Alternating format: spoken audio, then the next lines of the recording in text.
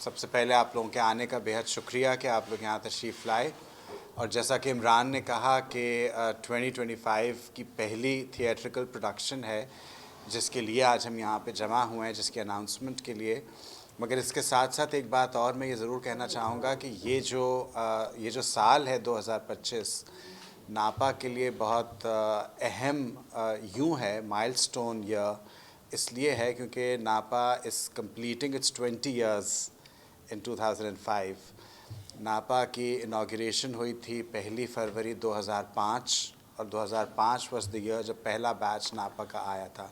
So we are completing 20 years. So ये पूरा साल जो हमारा अभी गुजरेगा 2025 का, सो इसमें वो जो एक एलिमेंट ऑफ 20 इयर्स ऑफ नापा है ये ऑल थ्रू आउट आपको हमारे प्रोग्राम्स में नज़र आएगा। सो ये पहली जो प्रोडक्शन है नापा की इस साल की वो हम लेके आए हैं। ये ड्रामा है death of a salesman, Arthur Miller का लिखा हुआ। और नीडलेस टू से 20th सेंचुरी के आई वुड से जो क्रिटिकली अक्लेम्ड ड्रामे हैं, मशहूर तरीन खेल हैं जिनके ऊपर बहुत बात की गई, जो दुनिया के मुख्तलिफ़ स्टेजेस में पेश किए गए और जो बहुत ही शाहकार समझे जाते हैं, उन ड्रामों में इसका शुमार होता है। जब कोई बड़ा ड्रामा हम लेके आते हैं, कोई बड़ा खेल लेके आते हैं कि जिसको बहुत बार स्टेज किया गया, जिसको बहुत ही शोहरत मिली, अवार्ड्स मिले, उसका चर्चा हुआ, तो वो एक ज़िम्मेदारी भी हमारे ऊपर बहुत होती है चूँकि तवक्कुआत बहुत हो जाती हैं कि खेल तो इतना अच्छा है, अब उसको आपने किस तरह उसको ट्रीट किया है और आप किस तरह उसको लेके आ रहे हैं। बट हमारी टीम जो है यहाँ बैठी हुई है जो इस खेल को आपके सामने पेश करेंगे, ये बहुत ही हमारे अकम्पलिश्ड और वेल ट्रेंड पुराने मंझे हुए सारे ग्रेजुएट्स फ़नकार इस इदारे के पढ़े हुए यहाँ से फ़ारिग़ तहसील। सो ये ड्रामा गो के अमेरिका में लिखा गया, जैसा American play right Arthur Miller बहुत ही मशहूर वहाँ का।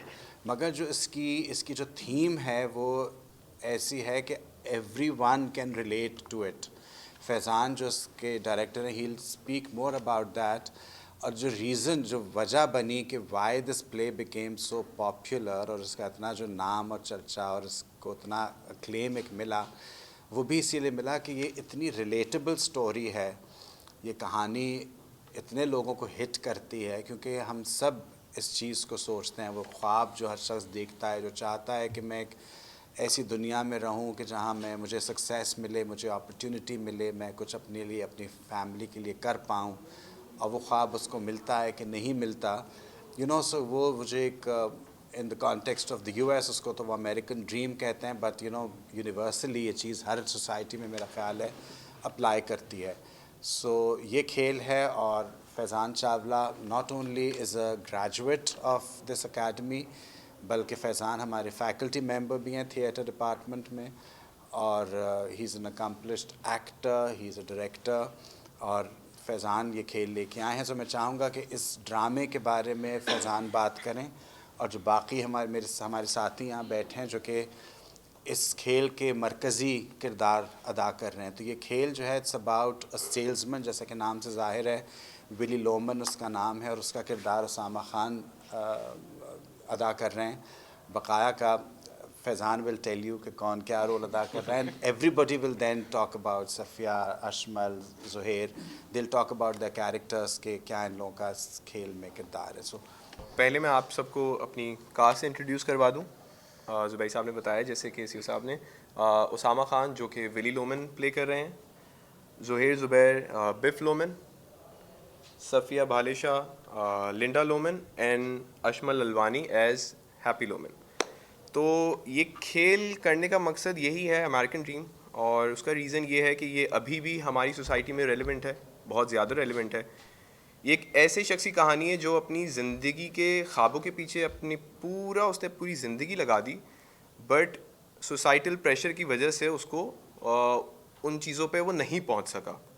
ये सिर्फ एक खेल नहीं है, ये एक मेंटल हेल्थ सिचुएशन और सोसाइटल प्रेशर के ऊपर एक बहुत अच्छा डिस्कशन है और बहुत ही इमोशनल खेल है।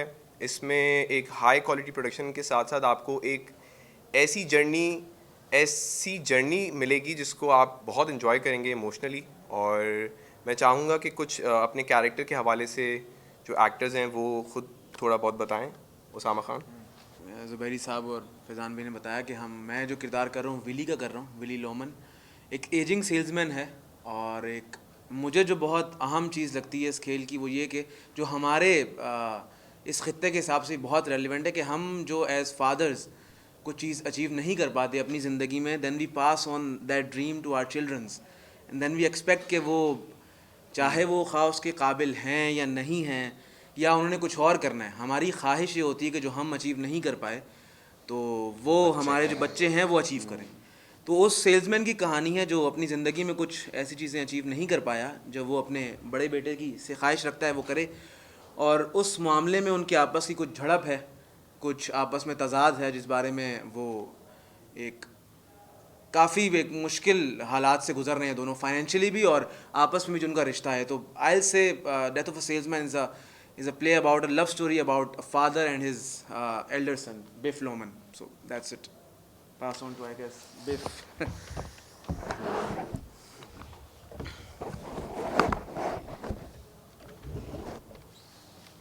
अस्सलाम वालेकुम। तो जैसे कि बताया कि बिफ लोमन का किरदार मैं अदा कर रहा हूँ।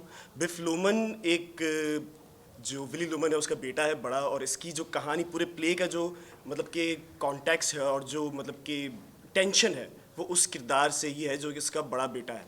और मतलब कि जो एक बंदे के ख्वाब होते हैं कि हमारे यहाँ पे भी एक दिन कोई और ख्वाब निकलता है, दूसरे दिन कोई और बनना चाहता है, तीसरे दिन किसी और फील्ड में जाना चाहता है। तो इसी तरह का ये किरदार है जो कि मतलब कि ढूंढ रहा है कुछ चीज़ जो कि उसको नहीं मिल रही, और उसमें उसने सालों लगा दिए लेकिन उस चीज़ को मिल नहीं रहा।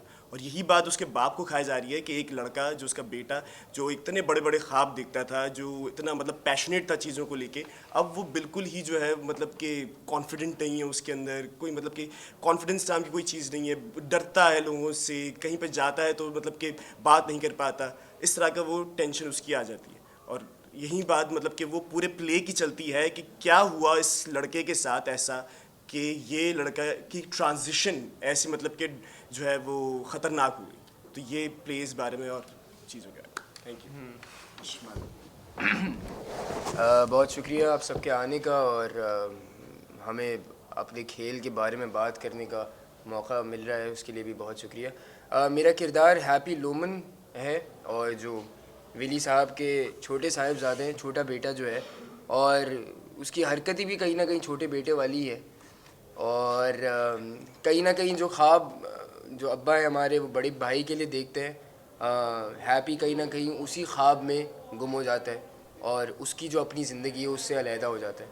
तो मज़ीद और देखने के लिए आप आइए, 8 से 12 तारीख को हम नापा में कर रहे हैं इसको, और हम चाहते हैं कि ज़्यादा से ज़्यादा लोग इसे देखें। शुक्रिया।